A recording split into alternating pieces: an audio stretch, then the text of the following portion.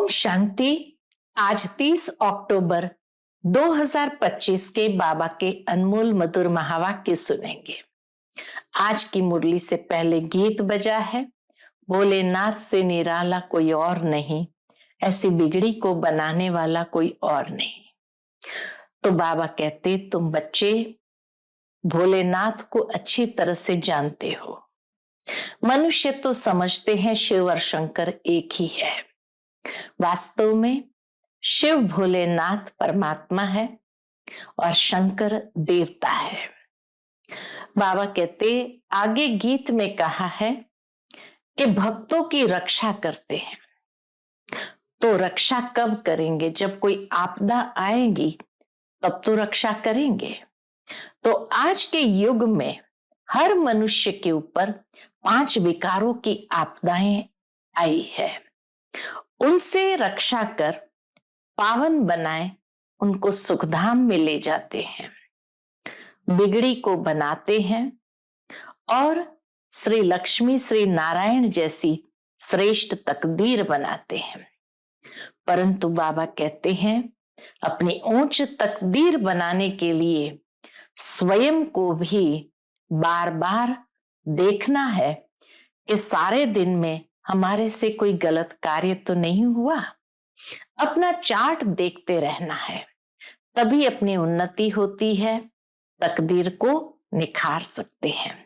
तो सुनते हैं आज के बाबा के अनमोल मधुर महावाक्य। ओम शांति। मीठे बच्चे, तुम्हें अभी बहुत बहुत साधारण रहना है।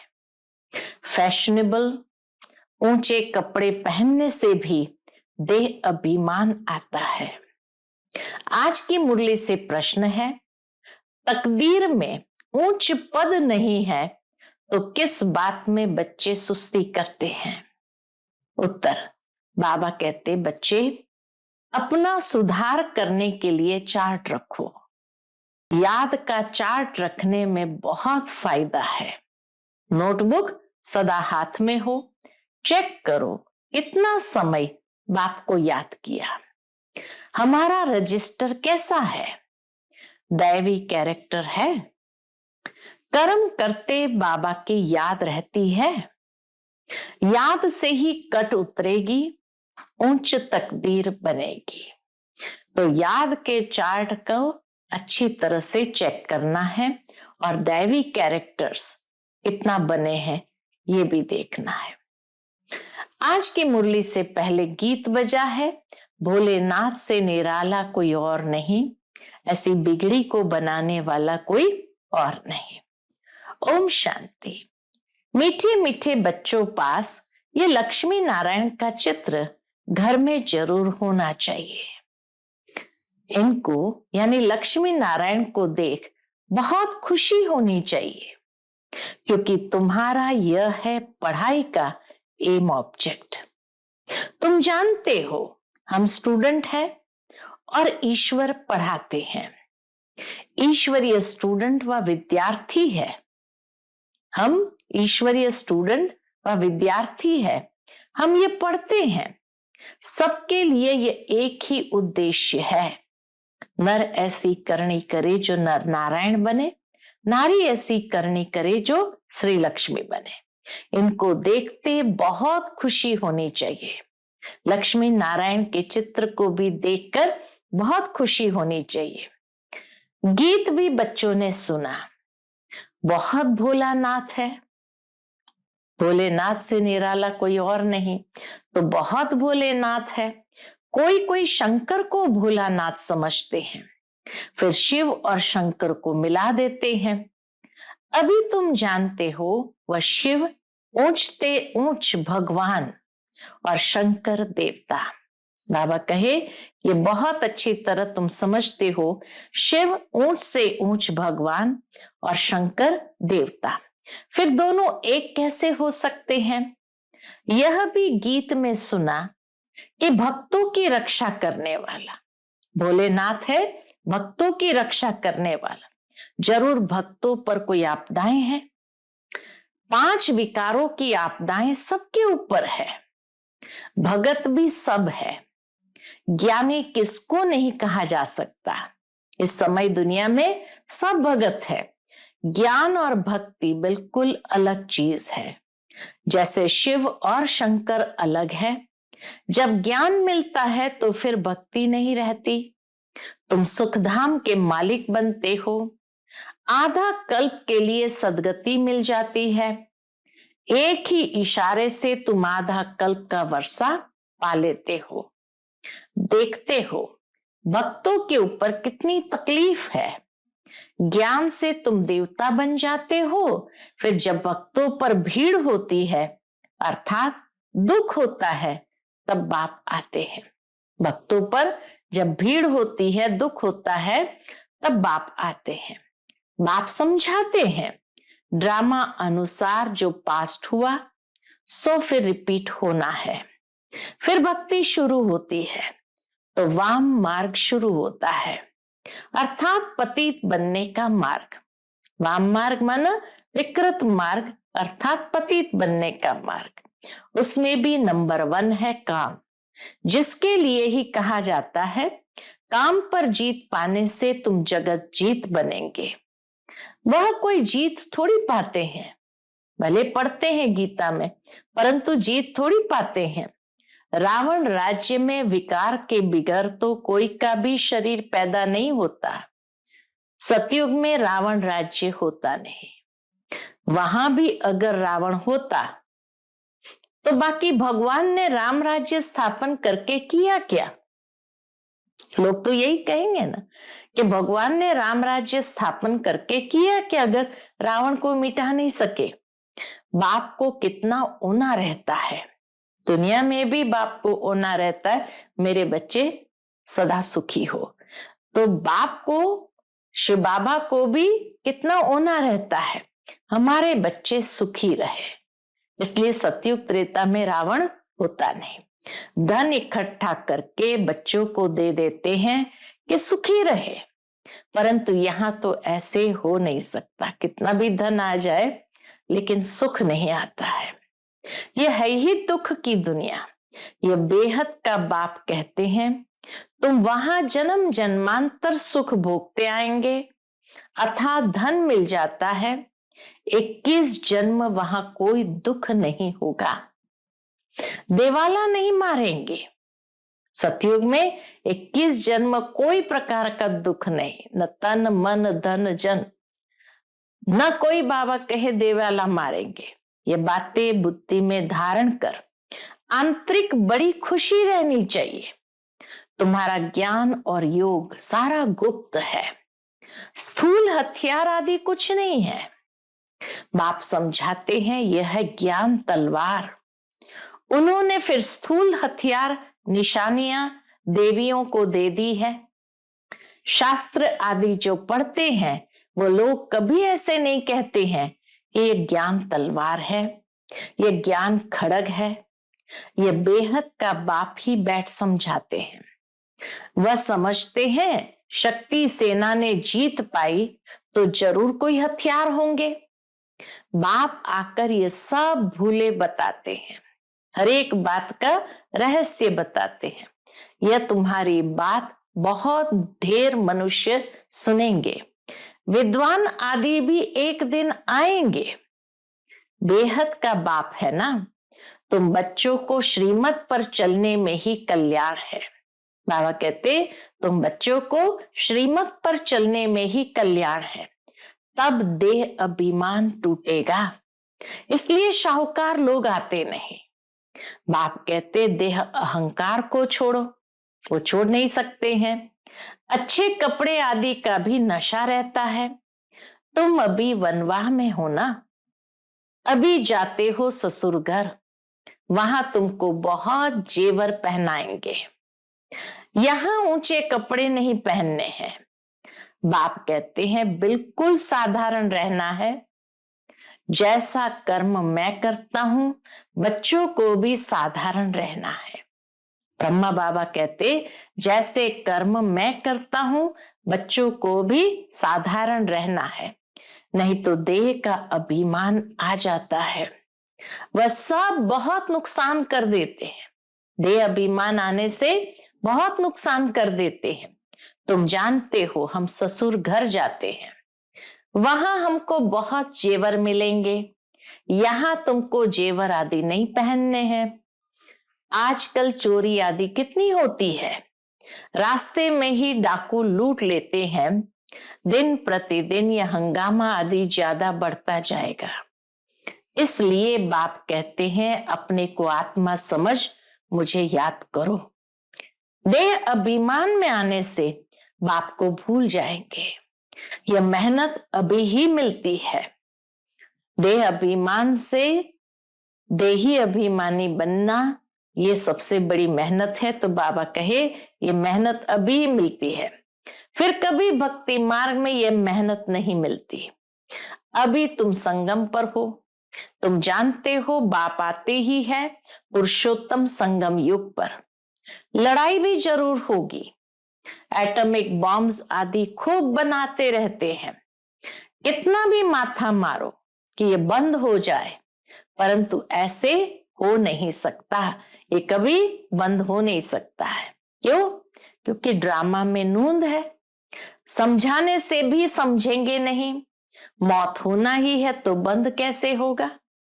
समझते भी है तो भी बंद नहीं करेंगे। समझते कि इससे बहुत नुकसान होगा, लेकिन नहीं करेंगे। ड्रामा में नूंद है, यादव और कौरव को खलास होना ही है। यादव है यूरोपवासी, उन्हों का है साइंस घमंड जिससे विनाश होता है। फिर जीत होती है साइलेंस घमंड की। साइंस घमंड के ऊपर साइलेंस घमंड की जीत होती है। तुमको शांति घमंड में रहना है। शांति घमंड में रहना है अर्थात शांत स्वरूप होकर रहना है। बाबा कहे तुम्हें शांत स्वरूप होकर रहना सिखाया जाता है। बाप को याद करो, डेड साइलेंस, एकदम डेड साइलेंस में बाप को याद करो। हम आत्मा शरीर से न्यारी है। शरीर छोड़ने के लिए जैसे हम पुरुषार्थ करते हैं, ऐसे कभी कोई शरीर छोड़ने के लिए पुरुषार्थ करते हैं क्या? सारी दुनिया ढूंढ कर आओ, कोई है जो बोले हे आत्मा अब तुमको शरीर छोड़ जाना है, पवित्र बनो, नहीं तो फिर सजा खानी पड़ेगी। सजा कौन खाते हैं? आत्मा। धर्मराजपुरी में बिगर शरीर आत्मा को सजा मिलती है। उस समय साक्षात्कार होता है, तुमने यह पाप किया, खाओ सजा। उस समय फील होता है जैसे जन्म जन्मांतर की सजा मिलती है। इतना दुख भोगना, बाकी सुख का बैलेंस क्या रहा? बाप कहते हैं अभी कोई पाप कर्म नहीं करो, अपना रजिस्टर रखो। हर एक स्कूल में चाल चलन का रजिस्टर रखते हैं ना। एजुकेशन मिनिस्टर भी कहेंगे भारत का कैरेक्टर ठीक नहीं है, बोलो हम इन लक्ष्मी नारायण जैसे कैरेक्टर बनाते हैं।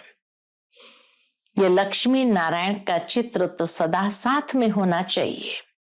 यह है एम ऑब्जेक्ट, हम ऐसा बनते हैं। इस आदि सनातन देवी देवता धर्म की हम स्थापना कर रहे हैं श्रीमत पर। इस आदि सनातन देवी देवता धर्म की स्थापना हम श्रीमत पर कर रहे हैं।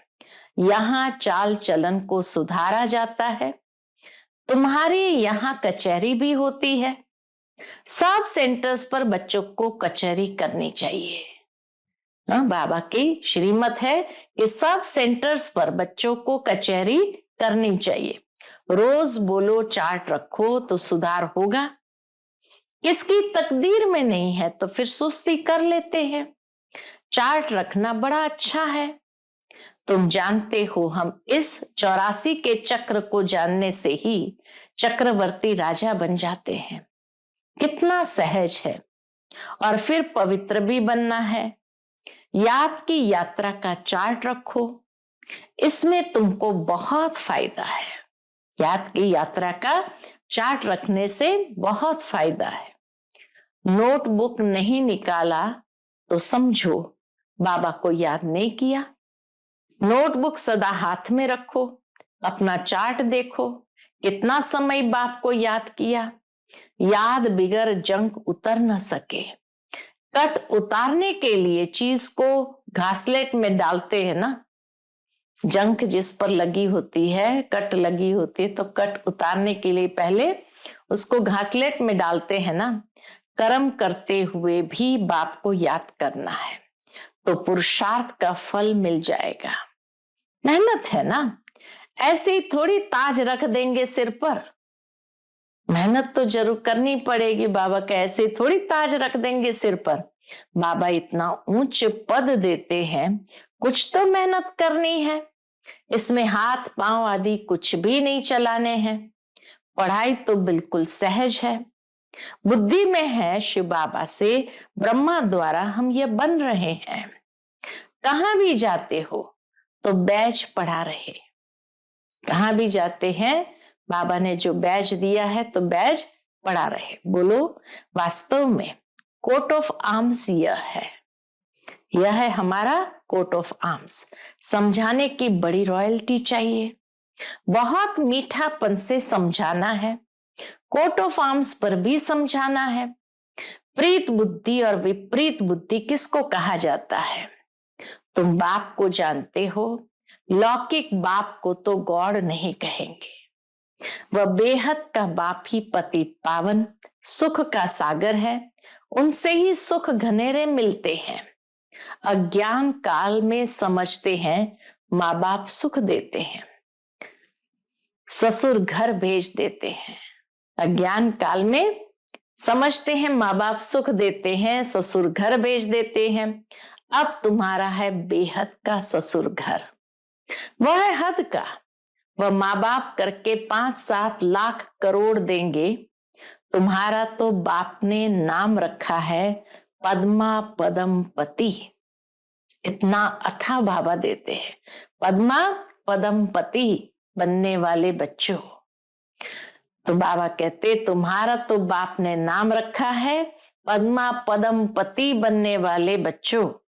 वहां तो पैसे की बात ही नहीं, सब कुछ मिल जाता है।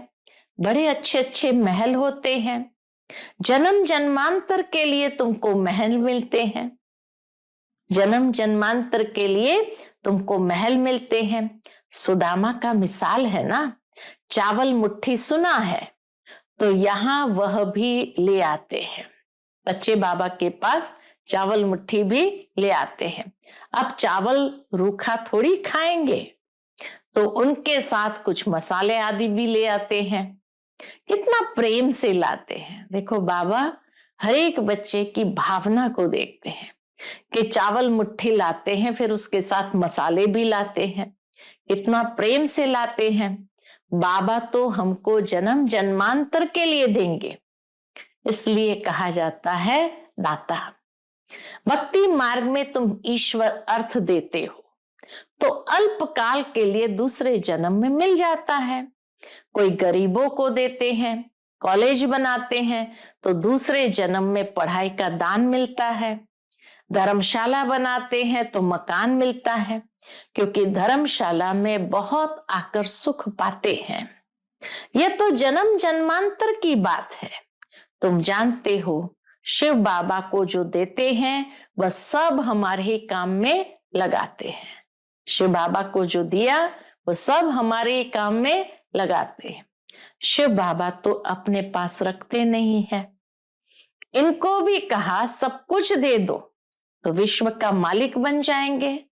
तो ब्रह्मा बाबा ने इसीलिए सब कुछ दे दिया तो विश्व का मालिक बन गया। विनाश का साक्षात्कार भी कराया, राजाई का साक्षात्कार भी कराया। शिव बाबा ने दोनों साक्षात्कार कराए, विनाश का भी और राजाई का भी। बस नशा चढ़ गया, ब्रह्मा बाबा को नशा चढ़ गया। बाबा हमको विश्व का मालिक बनाते हैं। गीता में भी है, अर्जुन को साक्षात्कार कराया, मुझे याद करो तो तुम यह बनेंगे। विनाश और स्थापना का साक्षात्कार कराया तो इनको भी शुरू में खुशी का पारा चढ़ गया। ब्रह्मा बाबा को ड्रामा में ये पाठ था। भागीरथ को भी कोई जानते थोड़ी है। भाग्यशाली रथ बनना था तो बाबा ने उसको साक्षात्कार कराते तैयार किया और इसीलिए नशा चढ़ा। अब कई बार बच्चे कहते हमको तो साक्षात्कार हुआ ही नहीं तो कैसे नशा चढ़ेगा। तो दूसरी ओर मम्मा को कभी जीवन में साक्षात्कार नहीं हुआ, फिर भी ब्रह्मा बाबा से भी नंबर 1 चली गई। पहले लक्ष्मी, पीछे नारायण। तो जरूरी नहीं कि साक्षात्कार हो तभी हम पुरुषार्थ कर सके। ब्रह्मा बाबा को तो भागीरथ बनना था, इसलिए शिव बाबा ने साक्षात्कार करा के उनकी धरनी तैयार किया। तो तुम बच्चों को ये एम ऑब्जेक्ट बुद्धि में रहनी चाहिए। हम ये बनते हैं, जितना पुरुषार्थ करेंगे उतना उच्च पद पाएंगे। गाया जाता है फॉलो फादर। इस समय की बात है, बेहद का बाप कहते मैं जो राय देता हूं उस पर फॉलो करो। इसने क्या किया सो भी बताते हैं। ब्रह्मा बाबा ने क्या किया सो भी बताते हैं। उनको सौदागर, रत्नागर, जादूगर कहते हैं ना। शिव बाबा को सौदागर, रत्नागर, जादूगर कहते हैं ना। बाबा ने अचानक ही सब कुछ छोड़ दिया। ब्रह्मा बाबा ने अचानक सब कुछ छोड़ दिया।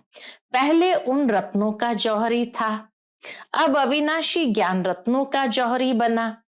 हेल को हेवन बनाना कितना बड़ा जादू है।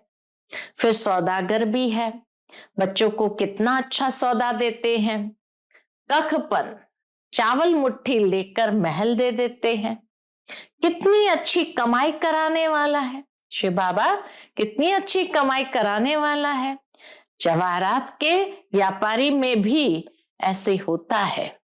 कोई अमेरिकन ग्राहक आता है तो उनसे 100 की चीज का 500, 1000 भी ले लेंगे।